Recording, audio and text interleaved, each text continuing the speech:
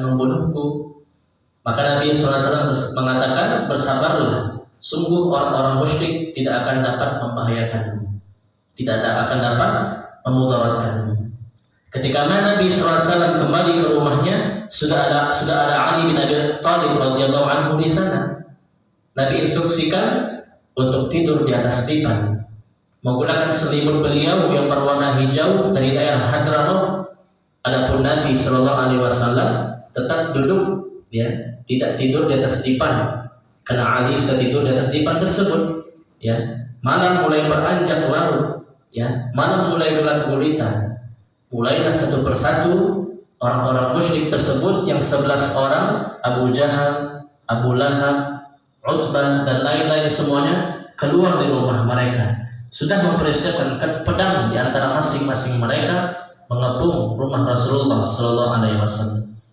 Dan Abu Jahal sampai-sampai mengatakan, aku yakin 100% hakul yakin rencana kita pada malam hari ini akan berhasil. Ya, Muhammad tidak akan bisa lari lagi. Ya, tidak akan bisa lagi dia kabur dari kita. Kita pasti akan berhasil untuk membunuh Muhammad.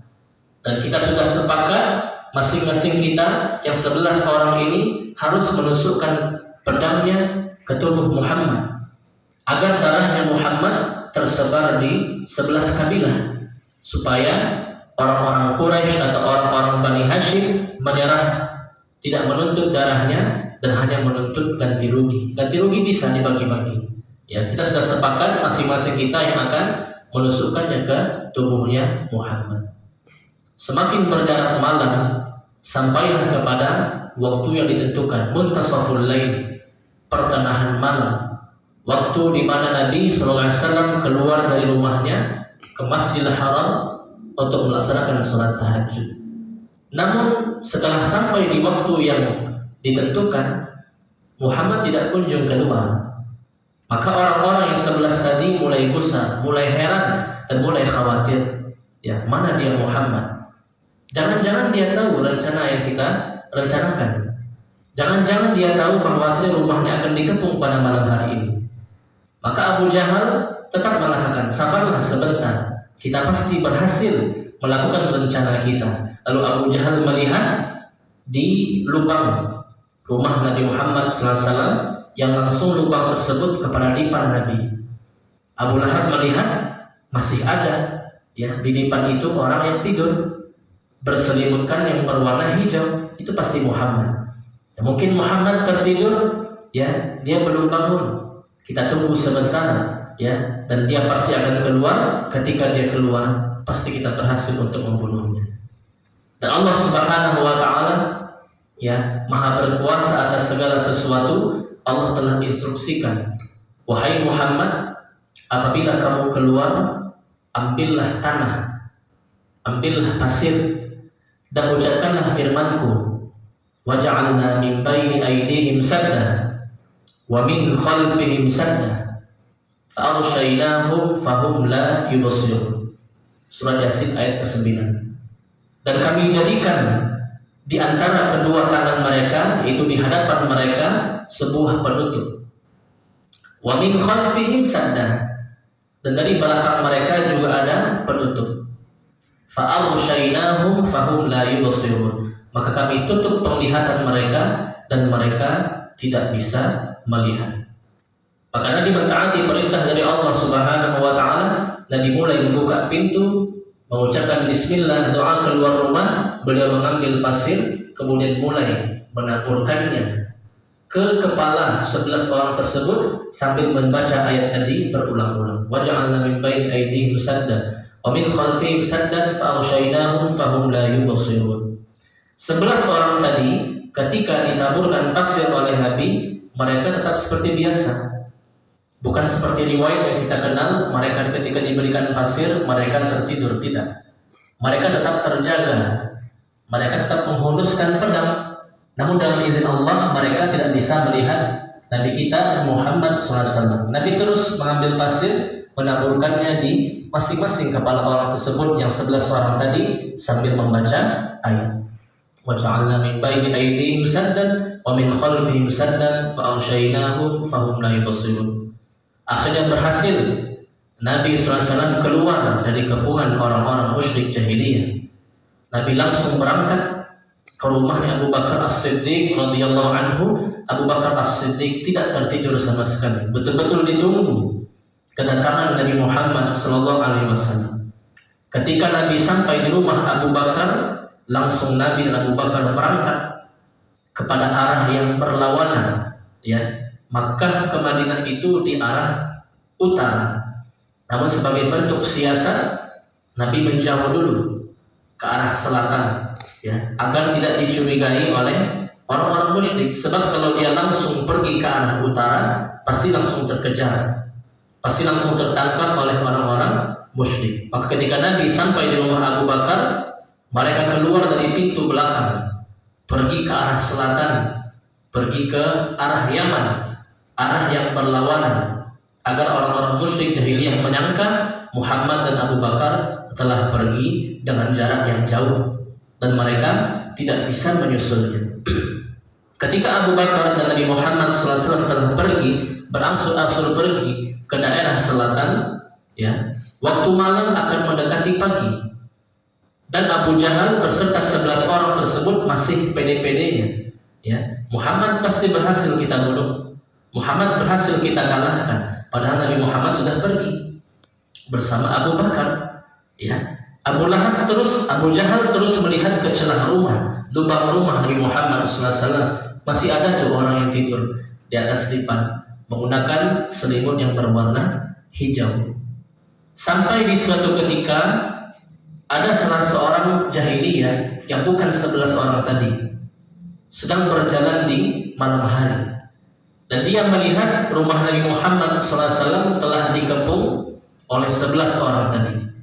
Dan mereka heran, kenapa nih rumah Muhammad dikepung? Mengapa orang-orang itu berdiri di depannya rumah Muhammad? Dan yang lebih mengherankan lagi, kenapa di kepala mereka masing-masing mereka ada pasir? Ya, apa tujuan mereka seperti itu? Maka laki-laki tadi mendatangi rombongan 11 orang yang mengepung rumah Rasulullah SAW. Maka dia mengatakan, wahai rombongan, apa yang kalian kerjakan di sini? Kenapa ada pedang di sini? Dan kenapa kepala kalian ada pasirnya? Maka Abu Jahal mengatakan, kami menunggu Muhammad keluar dan kami siap untuk membunuhnya. Ya, laki-laki tersebut mengatakan, mana mungkin ada Muhammad? Ya, tak mungkin ada Muhammad. Sebentar ini aku melihat dari jauh Muhammad sudah pergi. Ya, laki-laki tadi malah menyaksikan Rasul itu sudah pergi ke arah yang berlawanan. Dia mengatakan, untuk apa kalian tunggu Muhammad? Barusan sebentar ini Muhammad sudah keluar dari rumahnya. Abu Jahal mulai syak, mulai dia ragu, apa betul Muhammad itu sudah keluar? Tapi Abu Jahal kembali meyakinkan dirinya. Kembali dia lihat lubang rumah Nabi Muhammad SAW. Dia lihat lubang tadi ke arah dipan Nabi. Itu masih ada orang yang tidur di atas dipan, berselimutkan selimut hijau. Itu dia Muhammad. Apakah kamu berdosa wahai fulan? Maka dia mengatakan tidak. Ya, aku melihat Muhammad membuka pintu rumahnya, keluar dari rumahnya, menaburkan pasir-pasir di atas kepala kalian. Namun entah kenapa kalian tidak menyadarinya. Ya, dan Muhammad santai saja keluar di sela-sela kalian, pergi ke arah yang tidak ketahui sekarang. Barulah Abu Jahal, Abu Lahab, dan 11 orang tadi memegang kepalanya. Oh, ternyata betul ada pasir di atas kepalanya yang telah ditaburkan oleh Rasulullah SAW. Baru mereka sadar, Muhammad sudah kabur. Muhammad tidak berhasil kita tangkap, tidak berhasil kita bunuh. Segera dia dobrak pintu rumah tadi dan langsung dia membuka selimut hijau tadi. Ternyata yang tidur di atas dipan bukan Nabi Muhammad SAW, tapi Ali bin Abi Thalib radhiyallahu anhu. Gempar, ya, terkejut mereka semua, kaget. Bisa-bisanya Muhammad lepas dari pengawalan mereka. Bisa-bisanya Muhammad lepas dari kepungan mereka. Akhirnya yang menjadi sasaran adalah Ali bin Abi Thalib. Ya, orang-orang kafir mengatakan, wahai Ali, mana dia Muhammad? Mana dia Muhammad bin Abdullah? Ali mengatakan, aku tidak tahu kemana perginya Muhammad. Memang betul Ali tidak berdusta. Ali nggak tahu kemana akan pergi Nabi Muhammad, nggak tahu. Ali tahu Nabi Muhammad akan hijrah ke Madinah, tapi arahnya Ali tidak tahu, apakah ke arah utara atau ke barat atau ke timur atau ke selatan. Ali mengatakan, aku tidak tahu, demi Allah, aku tidak tahu kemana perginya Muhammad. Yang dimaksudkan oleh Ali adalah arah perginya Nabi Muhammad Sallallahu Alaihi Wasallam. Akhirnya Ali ditangkap oleh orang-orang musyrik jahiliyah, dibawa ke Ka'bah, disiksa, dipukul, namun tidak sampai dibunuh. Namun Ali tetap bungkam, tetap dia simpan, tetap dia tidak memberitahukan kabar dari Nabi kita Nabi Muhammad SAW kepada orang-orang musyrik jahiliyah. Akhirnya orang-orang musyrik berputus asa dan mereka melepaskan Ali bin Abi Thalib begitu saja. Kemudian setelah mereka putus asa untuk mencari kabar dari Ali, mereka pergi ke rumah Abu Bakar. Mereka tahu sahabat yang paling dekat dengan Nabi adalah Abu Bakar. Abu Bakar As-Siddiq radhiyallahu anhu. Abu Bakar adalah sahabat Nabi yang paling dekat, teman Nabi yang paling karib, sekaligus mertua dari Nabi Muhammad SAW. Mereka pergi ke rumah Abu Bakar, dibuka pintu rumahnya Abu Bakar pun juga tidak ada. Oh, berarti Muhammad sudah pergi bersama Abu Bakar. Yang ada di rumah itu hanyalah Asma binti Abi Bakar radhiyallahu anha, salah seorang putri dari Abu Bakar radhiyallahu anhu. Abu Jahal datang membuka rumah, menanyakan, wahai Asma, mana Muhammad? Wahai Asma, mana bapak Abu Bakar? Kemana dia pergi? Kami mencari mereka berdua. Maka Asma mengatakan, aku tidak mengetahui kemana perginya. Demi Allah, aku tidak mengetahui kemana perginya Muhammad. Aku pun juga tidak mengetahui kemana perginya Abu Bakar bapakku. Akhirnya Abu Jahal kecewa dan berputus asa, kemudian menampar pipinya Asma bintu Abu Bakar radhiyallahu anhu sampai pipi beliau berdarah dan lepas anting-antingnya. Saking kerasnya tamparannya, lepaslah anting dari Asma bintu Abi Bakar radhiyallahu anha. Akhirnya orang-orang jahiliyah, orang-orang musyrik bertanya-tanya kepada kerabat-kerabat Nabi, kepada kerabat-kerabat Abu Bakar. Semuanya bungkam. Tidak ada yang tahu kemana perginya Muhammad SAW, tidak ada yang tahu kemana perginya Abu Bakar. Akhirnya orang-orang musyrik mengadakan pertemuan darurat, mengadakan pertemuan khusus. Kemudian mereka membuat keputusan, yaitu sayembara, lomba. Hadiahnya adalah 100 ekor unta betina. Siapa saja yang berhasil menangkap Muhammad, maka hadiahnya adalah 100 ekor unta betina, baik dalam keadaan hidup atau dalam keadaan mati. Siapa yang berhasil menangkapnya, maka dia berhak mendapatkan 100 ekor unta betina.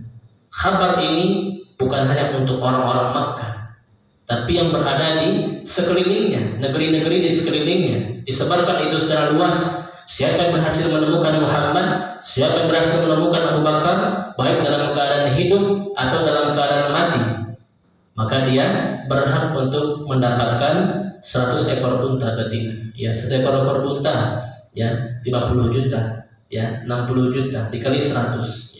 Hadiah yang sangat besar bagi siapa yang berhasil menangkap Muhammad dan Abu Bakar. Bergeraklah semua orang-orang musyrik, ahli-ahli jalan, ahli-ahli gunung, ahli-ahli lembah, pencari-pencari jejak, ahli-ahli kuda, semuanya dikerahkan untuk mencari keberadaan Nabi Muhammad SAW dan Abu Bakar As-Siddiq. Adapun Nabi SAW dan Abu Bakar As-Siddiq, sebagaimana telah dijelaskan tadi, mereka pergi ke arah selatan, tidak pergi ke arah utara langsung ke Madinah. Mereka pergi ke arah selatan sejauh 5 mil. Tujuan utamanya adalah sebuah gunung yang disebut dengan Jabal Ats-Tsur, Gunung Tsur, gunung yang tinggi, gunung yang besar, gunung yang berbatu dan terjal. Itu perintah Allah Subhanahu wa taala untuk Nabi Muhammad SAW, jangan langsung ke Madinah, pergilah ke arah selatan, dakilah Gunung Tsur. Dan di atas Gunung Tsur itu nanti ada sebuah gua yang kelak namanya adalah Gua Tsur, tempat berlindung Nabi kita Nabi Muhammad SAW. Karena gunung itu tinggi, gunung itu terjal, dan gunung itu berbatu. Ketika Nabi mulai mendakinya, sendal Nabi mulai putus, sendal Nabi mulailah lepas, dan akhirnya Nabi naik dengan kakinya sendiri di atas batu-batu yang tajam. Akhirnya kaki Nabi berdarah-darah.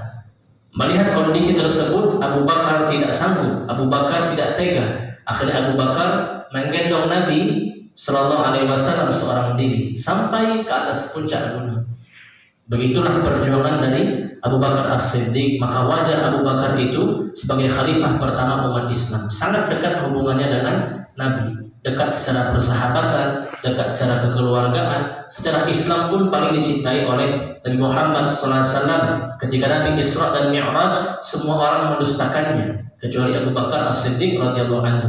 Ketika Nabi kesulitan mendaki Gunung Tsur, yang menggendong beliau adalah Abu Bakar As-Siddiq radhiyallahu anhu.